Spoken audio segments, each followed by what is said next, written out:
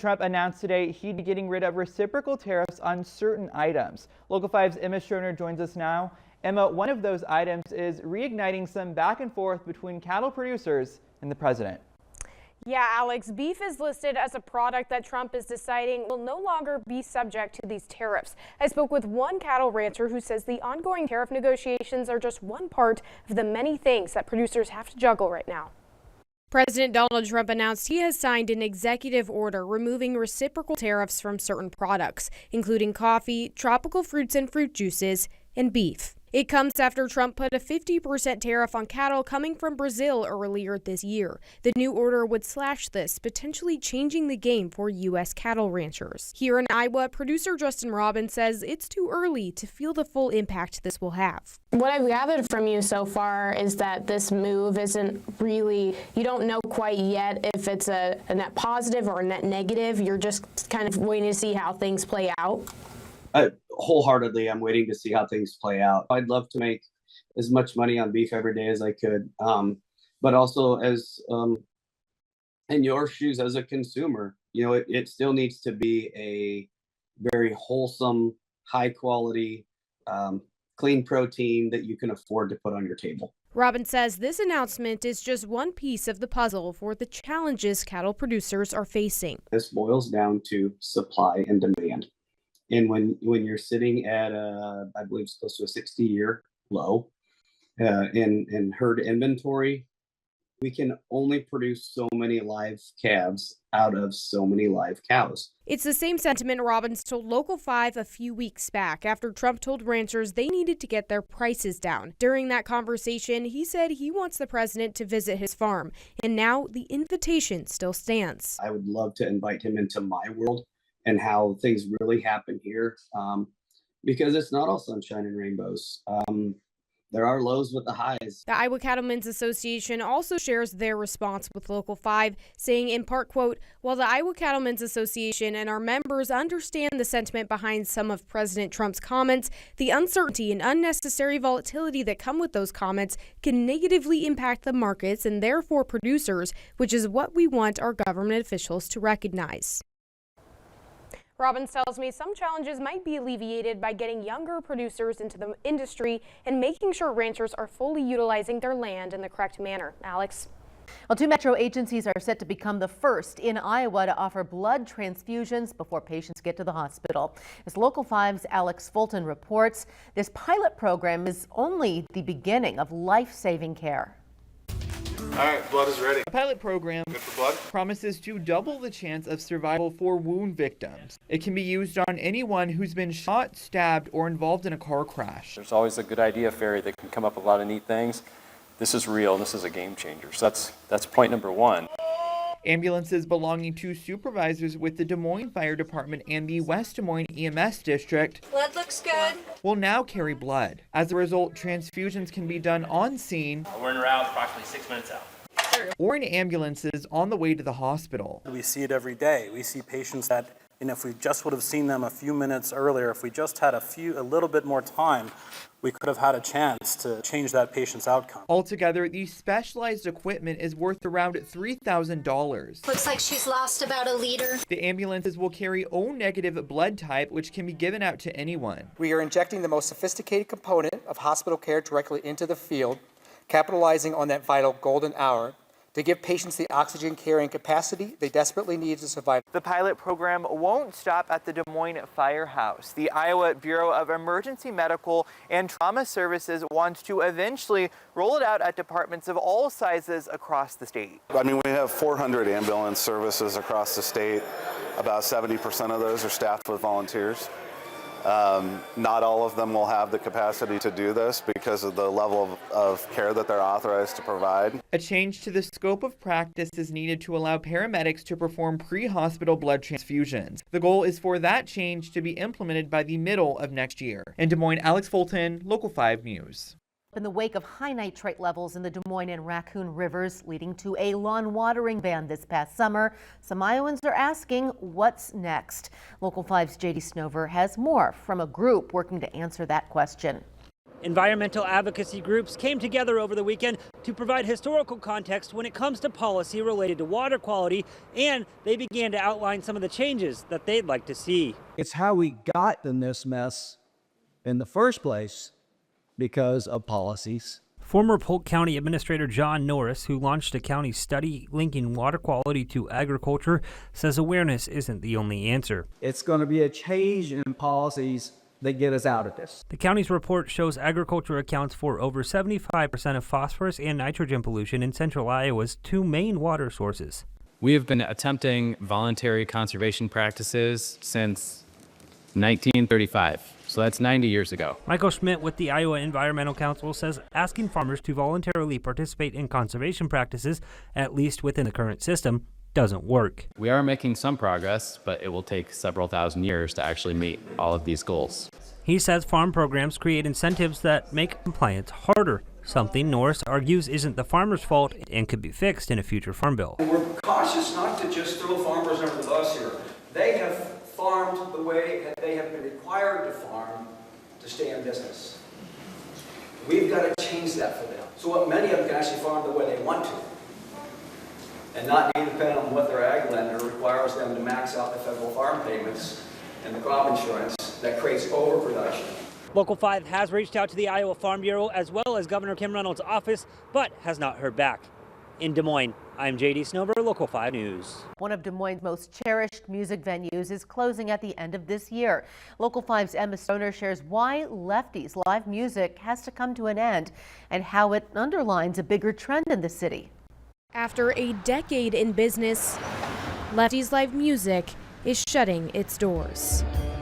Over the 10 years, the venue has welcomed thousands and thousands of bands. And now, those thousands are saying goodbye, including the owner herself. You're sad to see it die, but you're happy it lived. Ann Matthey. When it's time, and you just kind of feel that. The closure of Lefty's is the latest in a string of others, following Vaudeville Muse in 2020, Gaslamp in 2023, and the 8035 Music Festival earlier this year. Vaudeville and Gaslamp both cited struggles with the COVID-19 pandemic. Yeah, that was bizarre. And Lefty's lived to tell that tale. We had a lot of bands do live streams. We could deliver drinks too, so I was kind of driving around with the entire bar in the trunk of my Subaru. Now, with one less venue, local musicians honestly, I was devastated. Are seeing a domino effect. In this time and day, there's so many places that are shutting down and fewer places for bands to play. Mark Kemp performed with his metal band Widow 7 at Lefty's 2 years into their career.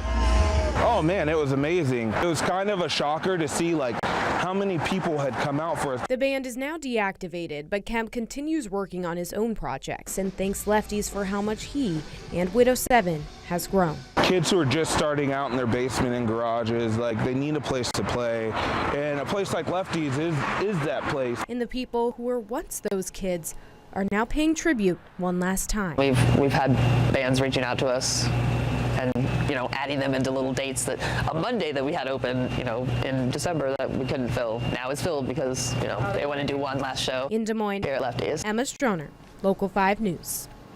Well, a unique partnership benefits both students and a nonprofit. Drake graduate students are working with the 6th Avenue corridor to improve its identity. Students from different backgrounds working in different industries have already contributed. Local 5's Alex Fulton is at the corridor with what's already been done and what's ahead.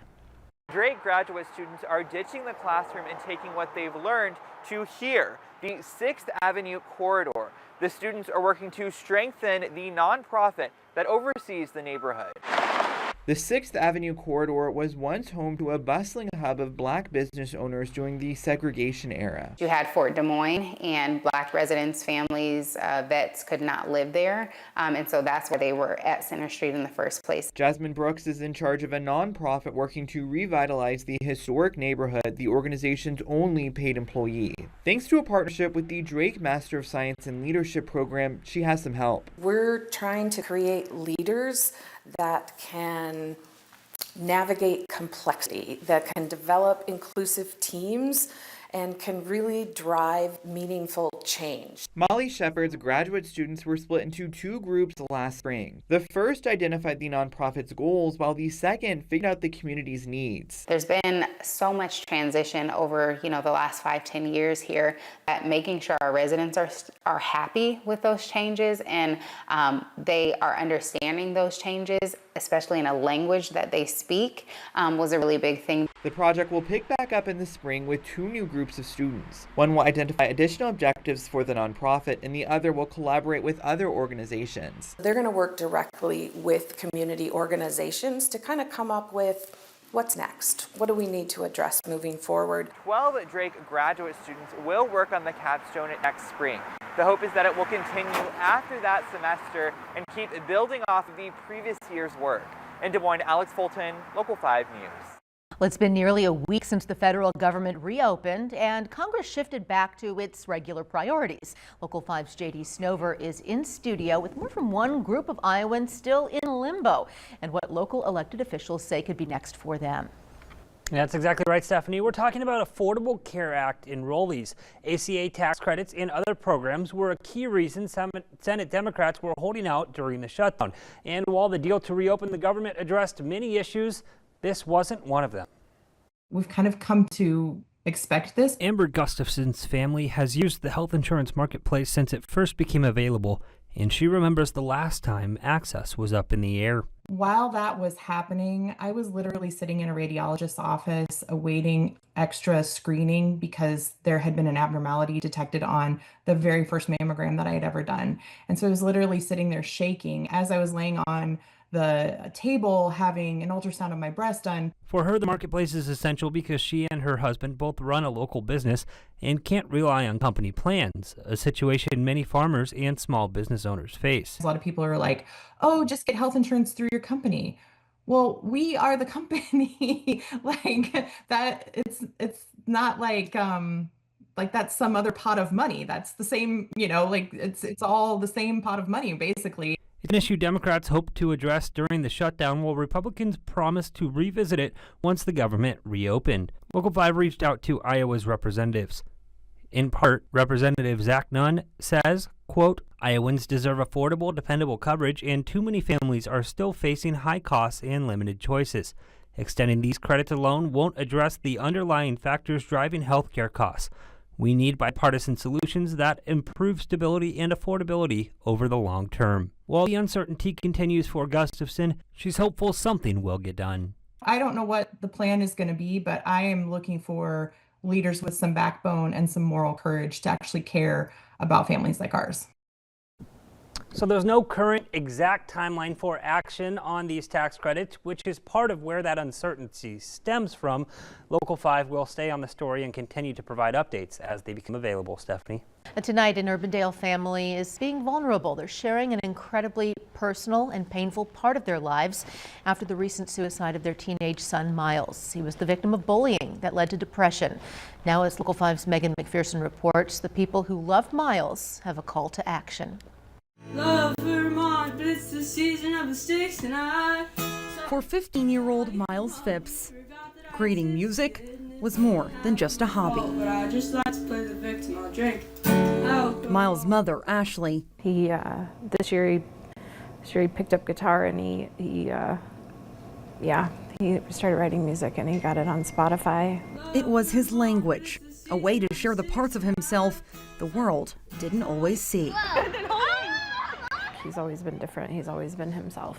But after Miles, a freshman at Urbandale High School, came out as transgender to his family earlier this year, they say those differences led to consistent bullying. He started struggling with depression and fitting in, I think.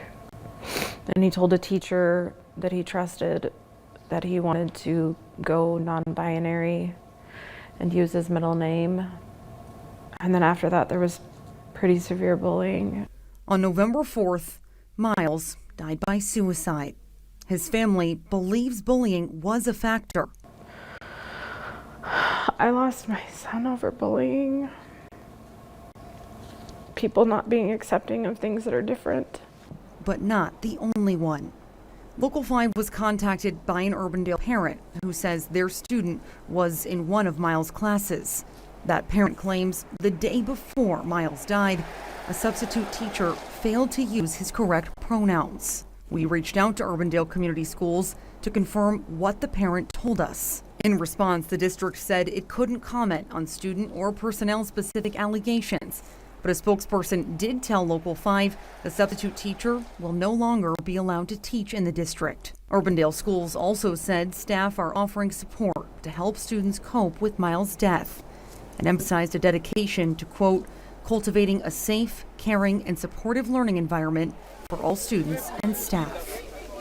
In the aftermath of Miles' death, students who knew him and dozens of others took a stand against bullying, leaving class in the middle of the day to protest and share stories of their friend.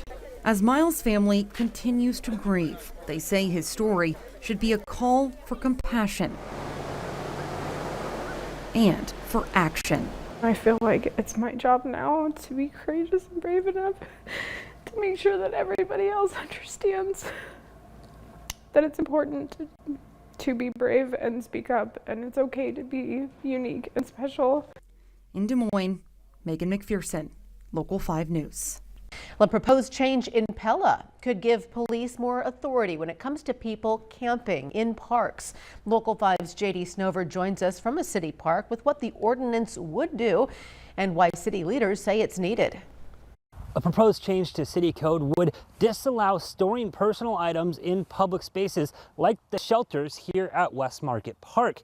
Now, the police chief tells the city council it may not seem like a big deal in a town the size of Pella, but this would give them one more tool under their belt. But at the end of the day, we should have some enforcement teeth if needed. The ordinance would allow those who sleep in public spaces to be charged with trespassing. Police Chief Shane McSheehy says it's not a major issue, but it's come up enough to act. That sometimes can conflict with some of the usage that we have in our shelters and parks where families have reserved a space and now have to share it with the same person who's been sleeping there for the last couple of days. Currently, enforcement only happens after the park's curfew, which McSheehy says leads to a temporary fix. It's just a matter of moving from one place to another. In the resolution, which passed its first reading on Tuesday, city leaders cite concerns, saying camping and storing property in public places, quote, represents a danger to public health and safety within the city. McSheehy says the ultimate goal is connecting people with help, though some refuse services, and that's why this change is necessary. My staff is pretty good at, putting the puzzle pieces together and getting services. Where we run into some difficulty sometimes with a few of our folks here is, when you choose that nomadic lifestyle, they don't want any help. Local 5 did reach out to the Pella Police Department for further comment on this matter, but they've decided to withhold until the final ordinance is passed. In Pella, I'm JD Snowbert, Local 5 News. Thanksgiving is a little over a week away. Staples like turkeys, cranberries, and dinner rolls are all cheaper this year. That's according to a study released today by the American Farm Bureau. Local 5's Alex Fulton met with someone who says that's not what she's experienced.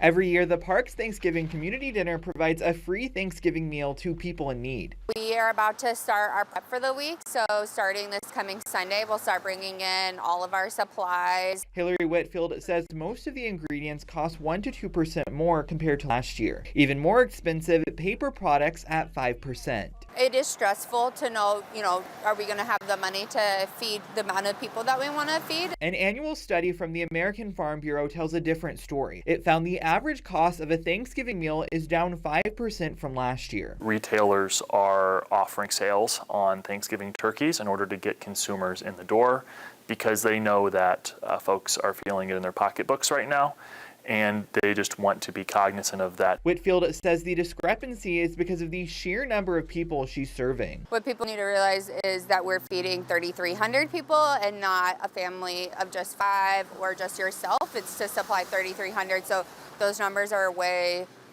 larger. No matter the cost, Whitfield and her volunteers are committed to feeding neighbors in need year after year. I think people need to realize the people that need this meal are our next door neighbors.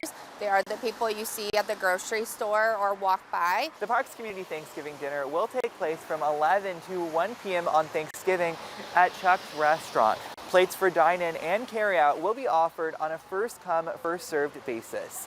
In Des Moines, Alex Fulton, Local 5 News. And demand for the Parks Community Thanksgiving Dinner is at a historic high. This year, sign-ups for meal deliveries booked out in just 8 days. A Lower Beaver neighborhood residents are coming together to call for change after a child was hit by a car near a preschool. Local 5's Alex Fulton found out this isn't the first time these concerns have come up. Laura Barnett was a witness of the crash that happened here on Lower Beaver Road.